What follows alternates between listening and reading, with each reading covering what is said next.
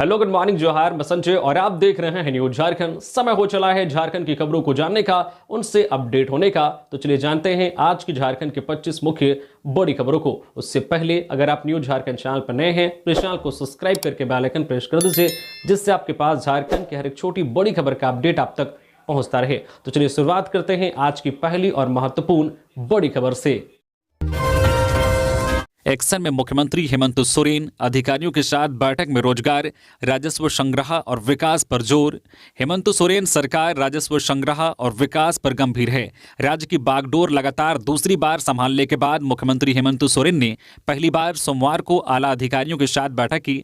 झारखंड मंत्रालय में हुई इस उच्च स्तरीय बैठक के दौरान मुख्यमंत्री ने अधिकारियों को विकास कार्य को तेज करने का स्पष्ट निर्देश दिया। उन्होंने कहा कि हर विभाग की अलग अलग समीक्षा होगी और जहां भी कोई कठिनाइयां हैं उसे दूर करने की कोशिश की जाएगी। इस बैठक में बजट की तैयारी के साथ साथ वित्त वर्ष 2024-25 के बजट प्रावधानों से अलग शुरू की गई नई योजनाओं के अतिरिक्त दायित्वों की पूर्ति और वित्त वर्ष 2024-25 के अनुपूरक बजट की तैयारियों को लेकर चर्चा की गई। करीब 2 घंटे तक आला अधिकारियों के साथ हुई इस बैठक में मुख्यमंत्री ने अधिक से अधिक कार्यों को धरातल पर उतारने का लक्ष्य दिया। लगातार दूसरी बार राज्य की गद्दी संभालने के बाद आला अधिकारियों से पहली ही मुलाकात में मुख्यमंत्री एक्शन में दिखे। बैठक में उन्होंने अधिकारियों को स्पष्ट रूप से कहा है कि समय का सदुपयोग करें और इस दौरान आने वाली कठिनाइयों का त्वरित निष्पादन करें। उन्होंने कहा है कि राज्य में कामकाज कैसा चल रहा है इसे लेकर विभाग स्तर पर समीक्षा होगी और जो प्रमुख योजनाएं संचालित हैं उनकी विस्तृत समीक्षा होगी। जेएमएम को लिस्ट का इंतजार, कांग्रेस नेता हाईकमान से मिले। कांग्रेस बोली न विवाद न नाराजगी, 9 दिसंबर से पहले होगा मंत्रिमंडल का विस्तार। सीएम हेमंत सोरेन को शपथ लिए 5 दिन हो गए हैं। मंत्रिमंडल विस्तार कब होगा यह अब तक साफ नहीं हो सका है।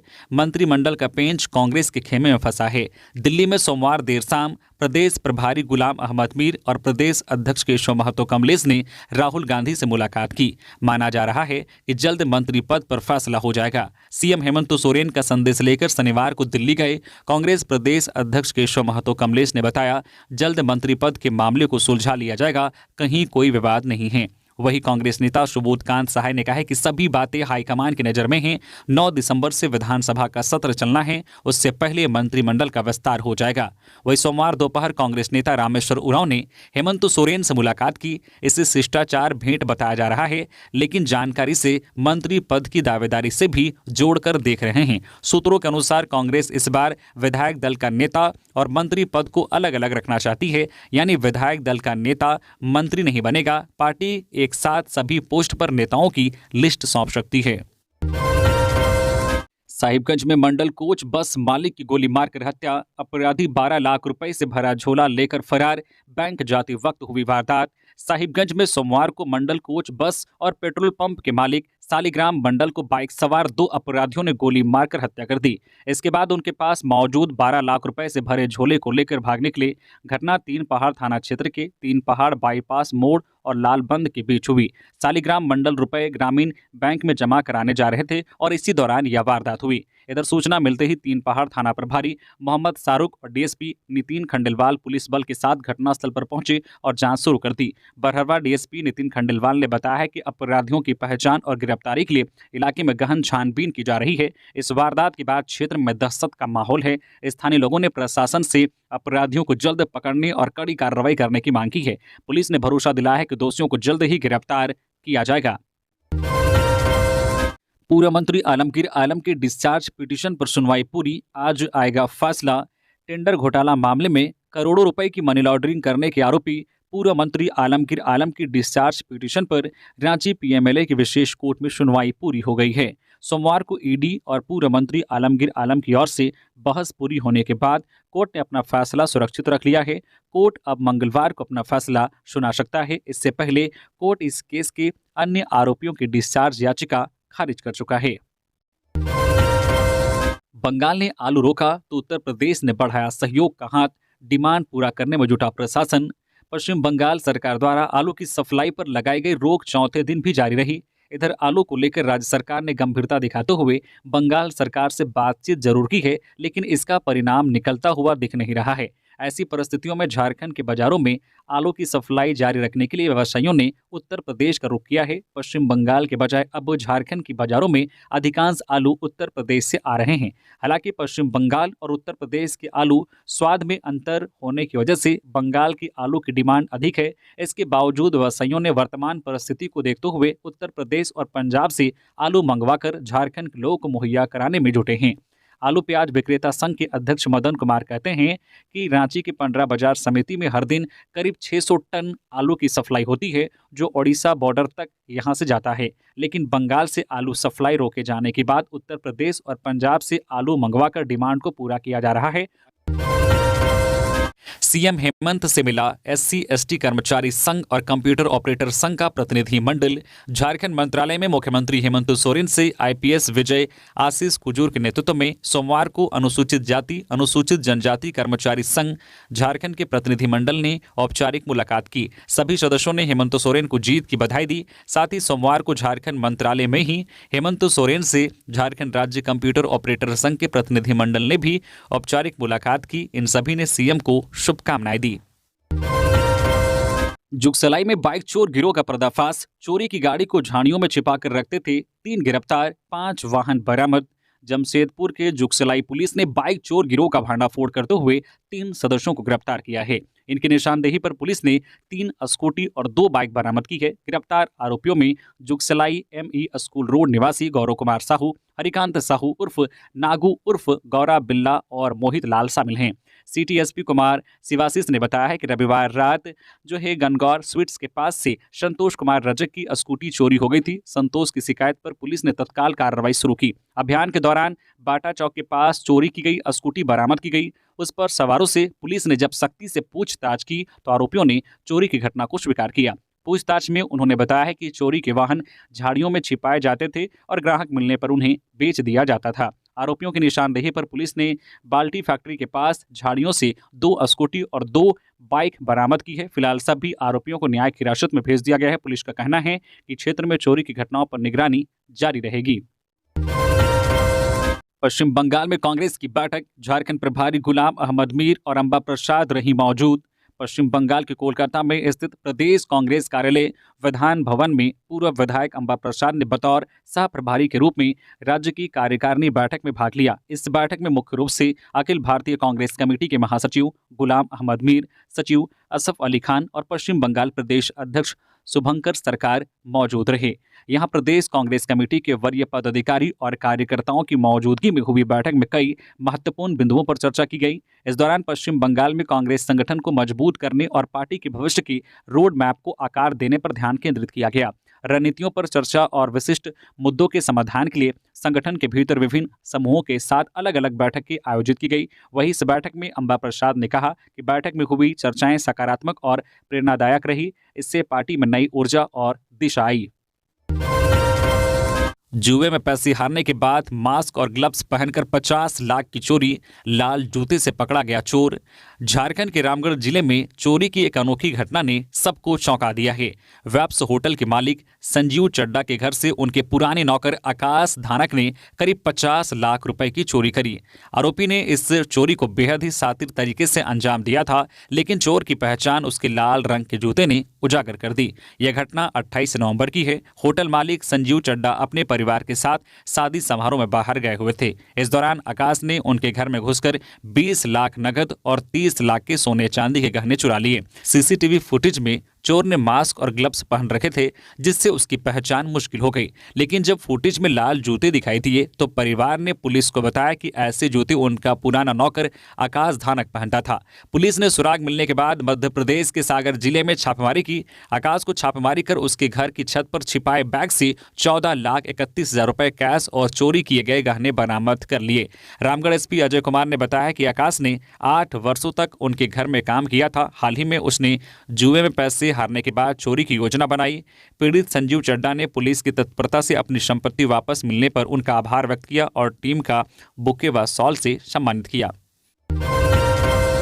मलेशिया में फंसे 52 मजदूर 20 दिसंबर तक लौटेंगे झारखंड। गिरिडीह के सांसद चंद्र प्रकाश चौधरी के सकारात्मक व निरंतर प्रयास से मलेशिया में फंसे 61 मजदूरों की देश वापसी का मार्ग प्रशस्त हो गया है। सांसद ने बताया है कि मलेशिया में गत जुलाई 2023 से ही 61 मजदूर फंसे हुए हैं, जिनमें 52 मजदूर झारखंड के हैं। सभी मजदूर 11 से 20 दिसंबर तक अपना देश लौट जाएंगे। सांसद ने बताया है कि मलेशिया में फंसे मजदूरों का मामला उन्होंने सोमवार को संसद में नियम 377 के तहत सभा पटल पर रखा। भारत सरकार की ओर से उन्हें अवगत कराया गया है कि सभी मजदूरों को मलेशिया की राजधानी जो है कुआलालंपुर स्थित भारतीय दूतावास में रखा गया है। कुछ कानूनी प्रक्रिया पूरी की जा रही है। इसके बाद तय तिथि पर इन मजदूरों को देश वापस लाया जाएगा। सांसद ने बताया है कि कई मौकों पर उन्होंने विदेश मंत्री एस जयशंकर को पत्र लिखकर व उनसे मिलकर इन मजदूरों की देश वापसी का प्रयास किया। इसके साथ ही विदेश मंत्रालय के अधिकारियों व केंद्र सरकार के आला अधिकारियों से संपर्क कर मजदूरों की वतन वापसी का मार्ग प्रशस्त कराया है। मलेशिया में फंसे झारखंड के 52 मजदूरों में सर्वाधिक 27 मजदूर हजारीबाग के हैं। सांसद ने बताया कि फंसे मजदूरों में झारखंड के गिरिडीह जिले के बगोदर प्रखंड के 7, बोकारो जिले के गोमिया प्रखंड के 18, हजारीबाग जिले के टाटीझरिया प्रखंड के 16 व बिशुनगढ़ प्रखंड के 11 मजदूर शामिल हैं। बढ़ने लगी है ठंड। झारखंड में 8 दिसंबर तक छाया रहेगा कोहरा। झारखंड में 8 दिसंबर तक सुबह कोहरा या धुंध छाए रहेंगे। आसमान में बादल भी छाए रहने का अनुमान है। मौसम विभाग के अनुसार मौसम शुष्क रहेगा। आज 3 दिसंबर को सुबह में कोहरा छाया रहेगा। झारखंड में तापमान में गिरावट आ रही है। ठंड बढ़ने लगी है। सुबह शाम कई जगहों पर लोग ठंड से राहत पाने के लिए अलाव का सहारा ले रहे हैं। दिन में भी ठंड का एहसास हो रहा है। गर्म कपड़ों का पहनना अब जरूरी हो गया है। सोमवार को राजधानी रांची में आसमान में सुबह से बादल छाए रहे। रांची और उसके आसपास के इलाकों में आज मंगलवार को सुबह में कोहरा छाया रहेगा। रांची का न्यूनतम तापमान आज 14 डिग्री सेल्सियस और अधिकतम 25 डिग्री सेल्सियस रहने के आसार हैं। वहीं झारखंड में पिछले 24 घंटे में उच्चतम तापमान 28 डिग्री सेल्सियस गोड्डा में दर्ज किया गया है, जबकि न्यूनतम तापमान 10.5 डिग्री सेल्सियस गढ़वा में दर्ज किया गया है। हजारीबाग के केरेडारी में माओवादियों ने जगह जगह चिपकाया पोस्टर। हजारीबाग के केरेडारी इलाके में लंबे समय के बाद भाकपा माओवादी नक्सलियों ने दस्तक दी है। नक्सलियों ने जगह जगह पोस्टरबाजी कर पीएलजीए की 24वीं वर्षगांठ मनाने को कहा। नक्सलियों के द्वारा किए गए पोस्टरबाजी में कहा गया है कि विकास के नाम पर किसानों की जमीन बलपूर्वक हड़प कर किसानों का विनाश करना बंद करो। कोयला खनन कंपनी 90% स्थानीय लोगों को रोजगार दो। पब्लिक रोड से कोयला ट्रांसपोर्टिंग बंद करो जैसी कई बातें पोस्टर में लिखी है। सोमवार को पुलिस पोस्टर को जब्त कर आगे की जांच में जुट गई है। गौरतलब है कि भाकपा माओवादी संगठन 2 से 8 दिसंबर तक पीएलजीए की 24वीं वर्षगांठ क्रांतिकारी मना रहे हैं। बता दें कि नक्सलियों द्वारा हर साल 2 से 8 दिसंबर तक पीएलजीए सप्ताह मनाया जाता है। इसे देखते हुए पुलिस द्वारा नक्सल प्रभावित इलाकों में अलर्ट जारी किया गया है और चौकसी बढ़ा दी गई है।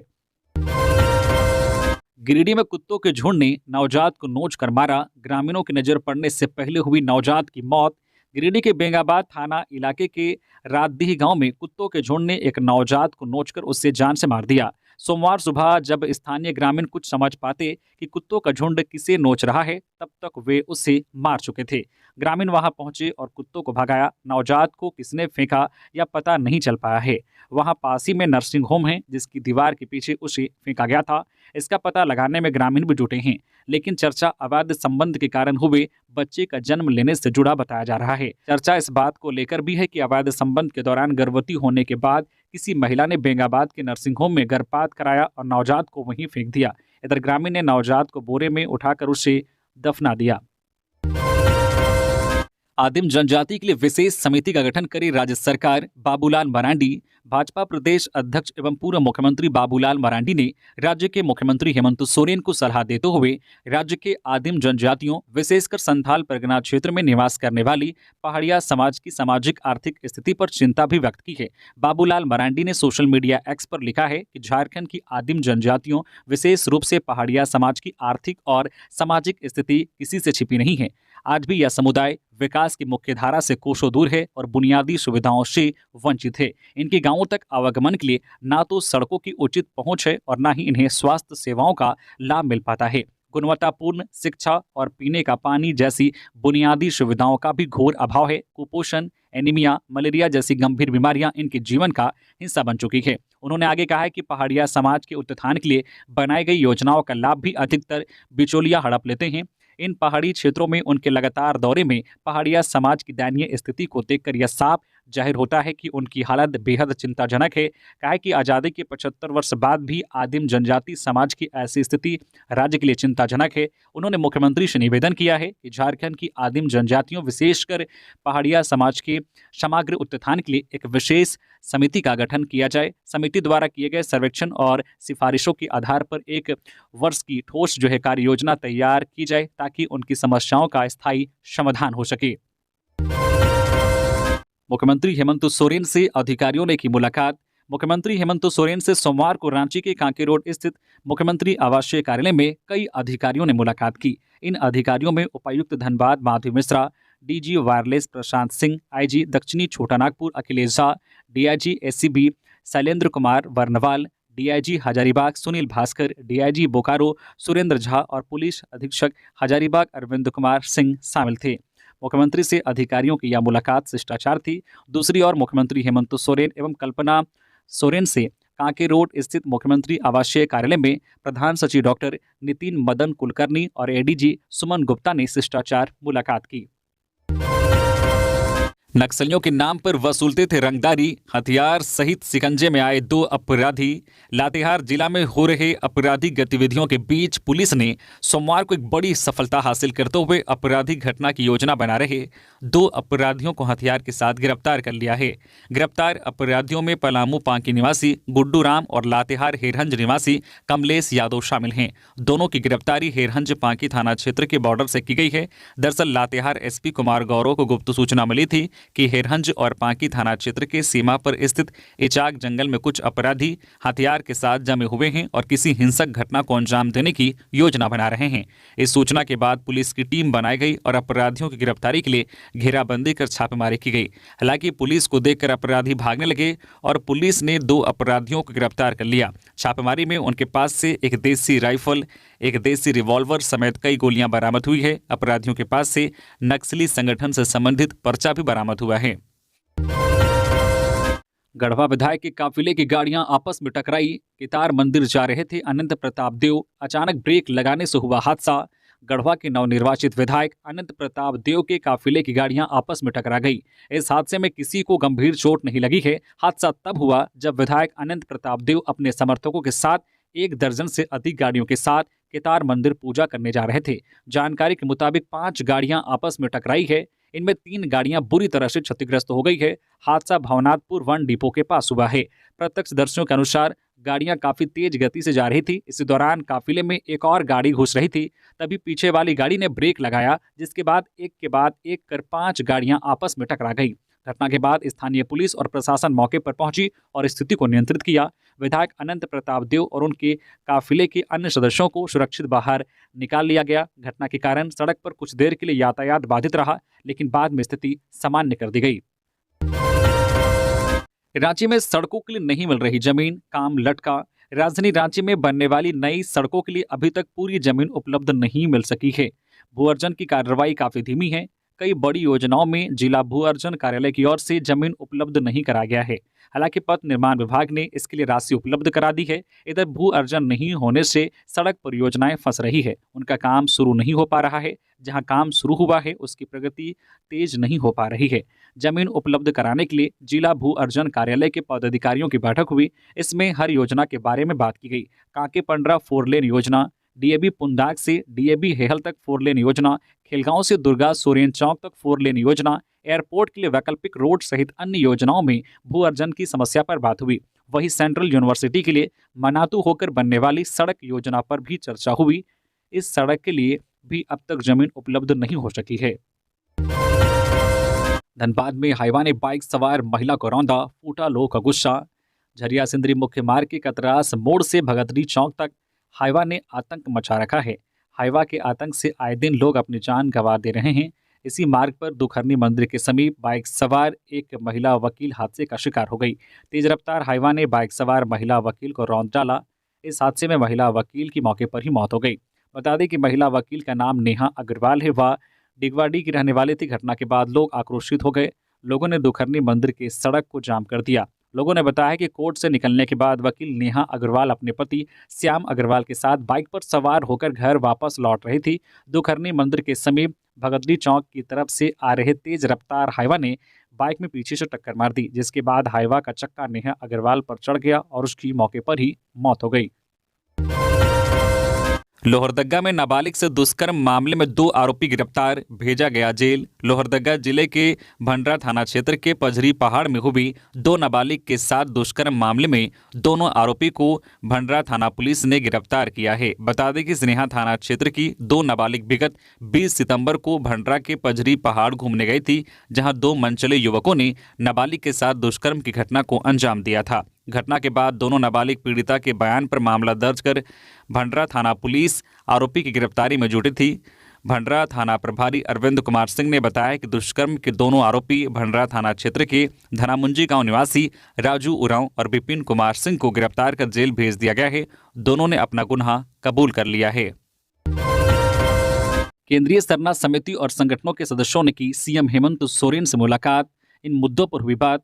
केंद्रीय सरना समिति और संगठनों के सदस्य ने सीएम हेमंत सोरेन से मुलाकात की और कई मुद्दों पर बात की। सीएम आवास में केंद्रीय सरना समिति और विभिन्न संगठनों के प्रतिनिधियों ने हेमंत सोरेन से मुलाकात की। सोशल मीडिया पर इसकी जानकारी देते हुए सोरेन ने सभी का आभार जोहार किया है। सीएम ने कहा है कि लोगों से मुलाकात कर उनकी समस्याओं के त्वरित समाधान के लिए अधिकारियों को निर्देश दिया है। बता दें कि इससे पहले सीएम हेमंत सोरेन से मुख्यमंत्री आवासीय कार्यालय में सोमवार को ही पूर्व वित्त मंत्री डॉक्टर रामेश्वर उरांव ने मुलाकात की। माना जा रहा है कि इस मुलाकात में सरकार गठन को लेकर अहम बातें हुई है, लेकिन मीडिया में इसकी जानकारी नहीं दी गई है। कहा गया है कि यह सीएम हेमंत सोरेन के साथ उनकी शिष्टाचार भेंट थी। क्रशर पर फायरिंग करने जा रहे 6 गिरफ्तार, सभी आरोपी सुजीत सिन्हा गैंग के हैं सदस्य। 3 देसी पिस्तौल भी बरामद। पलामू पुलिस ने एक क्रशर पर फायरिंग करने जा रहे सुजीत सिन्हा गैंग के 6 अपराधियों को हथियार के साथ पुलिस ने गिरफ्तार कर लिया है। उनकी गिरफ्तारी चैनपुर थाना क्षेत्र के करसों में की गई है। गिरफ्तार अपराधियों में शाहपुर का अफसाक खान 25 वर्षीय, पांकी थाना क्षेत्र के खपरमंडा का कुश कुमार यादव 21 वर्षीय, पांकी के चापी कला का दीपक कुमार भुइयां 30 वर्षीय, शतबरवा के पोची का गुलशन कुमार विश्वकर्मा 22 वर्षीय, चैनपुर के गर्दा का आसिफ अहमद उर्फ राजा खान 22 वर्षीय और चैनपुर के कुरैशी मोहल्ला का रहने वाला फरहान कुरैशी उर्फ सैलू कुरैशी 24 वर्षीय शामिल हैं। गिरफ्तार दीपक कुमार भुइयां जेजेएमपी का सदस्य रहा है। वही आसिफ खान नुक्कड़ नाटक का कलाकार है। अपराधियों के पास से पुलिस को 3 देसी पिस्तौल, 1 देसी कट्टा, 3 गोली, 3 बाइक और 7 मोबाइल फोन जब्त किया है। मुख्यमंत्री हेमंत सोरेन से मिले शशि पन्ना, इन मुद्दों पर हुई गहन वार्ता।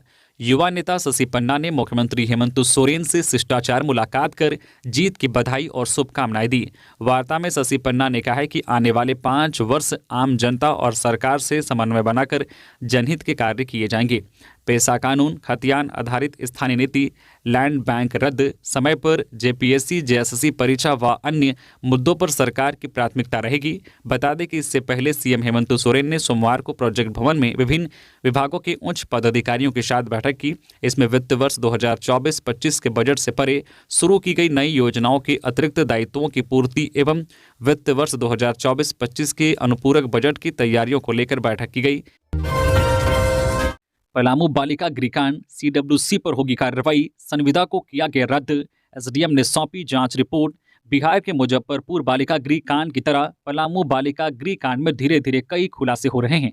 बालिका गृह यौन शोषण कांड में सीडब्ल्यूसी को बर्खास्त किया जाएगा एवं protection officer institutional care DCIO के खिलाफ भी कार्रवाई की जाएगी।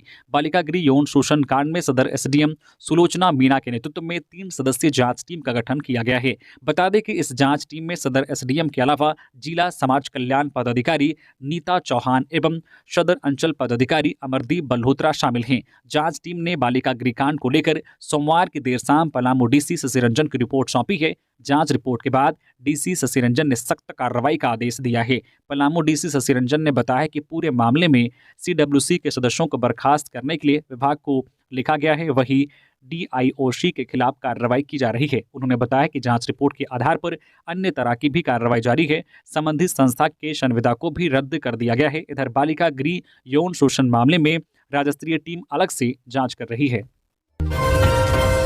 जिलावार कमेटी बनाकर कांग्रेस करेगी चुनाव में हार की समीक्षा। झारखंड विधानसभा चुनाव 2024 में कांग्रेस जिन विधानसभा सीटों पर चुनाव हारी है, उन सीटों पर कांग्रेस समीक्षा करेगी। किन परिस्थितियों में और किन कारणों से उन सीटों पर शिकस्त खाए, प्रदेश कांग्रेस मीडिया प्रभारी राकेश सिन्हा ने बताया है कि अखिल भारतीय कांग्रेस कमेटी के महासचिव व झारखंड प्रभारी गुलाम अहमद मीर के निर्देश पर उन सीटों पर समीक्षा हेतु प्रदेश कांग्रेस कमेटी के अध्यक्ष केशव महतो कमलेश द्वारा वरिष्ठ कांग्रेसजनों की जिलावार समिति का गठन किया गया है, जो जिला अध्यक्षों, जिला पदाधिकारियों, प्रखंड मंडल के अध्यक्ष एवं पदाधिकारी एवं जिला के अग्रणी संगठन विभाग के लोगों के साथ बैठक कर हार के कारणों की समीक्षा करेगी। जामताड़ा में कांग्रेसी कार्यकर्ता पर जानलेवा हमला, बंगाल के 4 नामजद पर मामला दर्ज, विधायक इरफान अंसारी ने की गिरफ्तारी की मांग। जामताड़ा के मिहिजाम में पश्चिम बंगाल के कुछ युवकों ने यहां आकर कांग्रेसी कार्यकर्ता पर जानलेवा हमला कर दिया। घटना में कांग्रेस कार्यकर्ता कारू यादव 52 वर्षीय के सिर, चेहरे और हाथ में गंभीर चोट आई है। इधर जख्मी कार्यकर्ता से मिलने पहुंचे जामताड़ा विधायक डॉक्टर इरफान अंसारी ने पुलिस और आरोपियों की गिरफ्तारी की मांग की है। जामताड़ा जिले में चितरंजन रेलवे स्टेशन और NH 419 का मिहिजाम चौक देर रात तक असामाजिक तत्वों का अड्डा बना रहता है। इससे आम यात्रियों को भी आए दिन दिक्कतों का सामना करना पड़ता है। मिहिजाम के पाल बगान निवासी कारू यादव की शिकायत पर पुलिस ने 4 नामजद आरोपियों के खिलाफ मिहिजाम थाना में मामला दर्ज कराया है। वही आरोपी अजय राम को पुलिस ने गिरफ्तार कर लिया है। अन्य आरोपी अजय मंडल उर्फ गंगू मोइनाक दर्शन सिंह फरार है। सभी बंगाल के रहने वाले हैं। थाना प्रभारी विवेकानंद दुबे ने बताया है कि अन्य आरोपियों की धरपकड़ के लिए छापेमारी की जा रही है। गंगू और दर्शन पर पश्चिम बंगाल के थाने में भी हत्या का मामला दर्ज है। IAS मंजूनाथ की याचिका पर सुप्रीम कोर्ट में सुनवाई, 6 को चुनाव से दूर करने के आदेश को IAS मंजूनाथ भजंत्री ने दी है चुनौती। रांची DC मंजूनाथ भजंत्री की ओर से चुनाव से दूर किए जाने के झारखंड हाईकोर्ट के आदेश को सुप्रीम कोर्ट में चुनौती दी गई है। उन्होंने स्पेशल लीव पिटीशन दायर की है। IAS मंजूनाथ की इस याचिका पर 6 दिसंबर को सुनवाई होगी। उनकी याचिका सुनवाई के लिए सूचीबद्ध कर ली गई है। उन्होंने अपनी याचिका में हाईकोर्ट के आदेश को निरस्त करने का आग्रह किया है। दरअसल निर्वाचन आयोग ने 6 दिसंबर 2021 को राज्य के मुख्य सचिव को पत्र लिखकर देवघर के उपायुक्त पद से मंजूनाथ को हटाने तथा उन्हें चुनाव कार्य में नहीं लगाने का आदेश दिया था। मुख्य सचिव को मंजूनाथ के खिलाफ आरोप पत्र गठित कर विभागीय कार्यवाही करने का भी निर्देश दिया था। गोड्डा के सांसद डॉक्टर निशिकांत दुबे पर एक दिन में 5 थाना में केस दर्ज करने के मामले में शिकायत को आयोग ने सही पाया था। मंजूनाथ ने हाईकोर्ट में रेट याचिका दायर कर इस आदेश को चुनौती दी थी। ट्रेजरी से निकाले गए 2812 करोड़ रुपए का हिसाब नहीं मिलने को बाबूलाल ने बताया गंभीर मामला। कहा, गमन की है आशंका। झारखंड की ट्रेजरी से निकाले गए 2812 करोड़ रुपए का हिसाब नहीं मिलने के मामले ने अब तुल पकड़ लिया है। इस बाबत भाजपा के प्रदेश अध्यक्ष बाबूलाल मरांडी ने गंभीर सवाल उठाए हैं। उन्होंने सोशल मीडिया पर जारी एक पोस्ट में कहा है, झारखंड सरकार के खजाने से 2812 करोड़ रुपए के गमन का गंभीर मामला सामने आया है। यह राशि पिछले कई सालों में ACDC बिल के तहत एडवांस के रूप में निकाली गई, लेकिन अब तक इसका कोई हिसाब नहीं दिया गया। महालेखाकार CAG ने अपनी रिपोर्ट में खुलासा किया है कि 4937 करोड़ रुपए के DC बिल लंबित हैं, जिनमें से सिर्फ 1698 करोड़ रुपए का समायोजन हुआ है। मरांडी ने कहा है कि रिपोर्ट के अनुसार विशेष रूप से ग्रामीण विकास विभाग से 411 करोड़ रुपए अन्य विभागों से निकाले, जिसका कोई हिसाब नहीं। नियमों के अनुसार एडवांस में निकाली गई राशि का उपयोग और हिसाब 1 महीने के भीतर देना अनिवार्य है, लेकिन राज्य सरकार के कई विभाग इस प्रक्रिया को सालों से नजरअंदाज कर रहे हैं। NDA गठबंधन की हार पर माओवादियों की ओर से बधाई देने पर भड़की बीजेपी, कुछ NGO पर भी उठाए सवाल। भारतीय जनता पार्टी के प्रदेश प्रवक्ता प्रतुल्य सहदेव ने आरोप लगाया है कि विधानसभा चुनाव में राष्ट्र विरोधी शक्तियां सक्रिय रही। प्रतुल्य ने कहा, जिस तरीके से भाकपा माओवादियों ने बयान जारी कर भारतीय जनता पार्टी के नेतृत्व वाली गठबंधन की हार पर झारखंड की जनता को बधाई दी है, यह बहुत ही संदिग्ध है। प्रतुल ने कहा, मीडिया के अनुसार माओवादियों के पूर्वी रीजनल ब्यूरो के मुख्य प्रवक्ता आजाद ने बयान जारी कर भाजपा की हार पर हर्ष व्यक्त किया है। प्रतुल ने कहा कि यह बेहद ही संदिग्ध मामला है, क्योंकि इन्हीं उग्रवादियों ने चुनाव से पहले पूरे प्रदेश में पर्चे बांटकर चुनाव के बहिष्कार का आह्वान किया था। जो संगठन चुनाव में विश्वास नहीं रखता, वह किसी दल विशेष की पराजय से इतना खुश कैसे है। प्रतुल ने कहा, क्या चुनाव के समय ऐसे संगठनों ने पर्दे के पीछे से कोई बड़ा षड्यंत्र किया है। प्रतुल ने कहा, आज तक ऐसा पूर्व में कभी नहीं हुआ जब माओवादी जैसे देश की एकता और अखंडता पर प्रहार करने वाले प्रतिबंधित संगठन ने किसी के चुनाव हारने पर ऐसी प्रतिक्रिया दी हो। इस पूरे मामले की उच्च स्तरीय जांच आवश्यक है। तालाब में मिला आदिवासी बच्ची का शव, रविवार शाम से गायब थी। माता पिता दूसरे प्रदेश में करते हैं मजदूरी। जामताड़ा में सोमवार को एक तालाब से 5 वर्षीय आदिवासी बच्ची का शव बरामद किया गया। बच्ची रविवार शाम से लापता थी। घटना मिहिजाम थाना क्षेत्र के बेवा पंचायत अंतर्गत पिपला गांव की है। यह हत्या है या बच्ची तालाब में डूबी है, पुलिस इसकी जांच में जुट गई है। गांव के उप मुखिया कार्तिक मंडल ने बताया है कि बच्ची का नाम पारू मुर्मू है, जो अपने नाना नानी के पास रहती थी। बच्ची के माता पिता जो है चंदन मुर्मू और माता दोनों बाहर मजदूरी का काम करते हैं। नशे में धुत डॉक्टर ने कार से मारी टक्कर, कई लोग घायल। कोडरमा जिले के चंदवारा सीएचसी में कार्यरत डॉक्टर अनीश कुमार सिन्हा ने सोमवार को तेज रफ्तार कार चलाते हुए तिलैया थाना क्षेत्र अंतर्गत पुराना बस स्टैंड के समीप कई लोगों को टक्कर मार दी। कई लोग बाल बाल बचे। घटना के बाद पहुंची तिलैया थाना पुलिस ने डॉक्टर को हिरासत में ले लिया है। बताया जाता है कि इस दौरान डॉक्टर नशे में चूर था। तो ये थी झारखंड की टॉप बड़ी खबरें। इसी तरह से झारखंड की हर एक छोटी बड़ी खबर देखने के लिए प्लीज न्यूज झारखंड चैनल को सब्सक्राइब करके बेल आइकन प्रेस कर दीजिए, जिससे आपके पास झारखंड की हर एक छोटी बड़ी खबर का अपडेट आप तक पहुंचता रहे। तो अभी के लिए बस इतना ही, हमें दीजिए इजाजत, फिर मिलते हैं नेक्स्ट खबरों के साथ। धन्यवाद।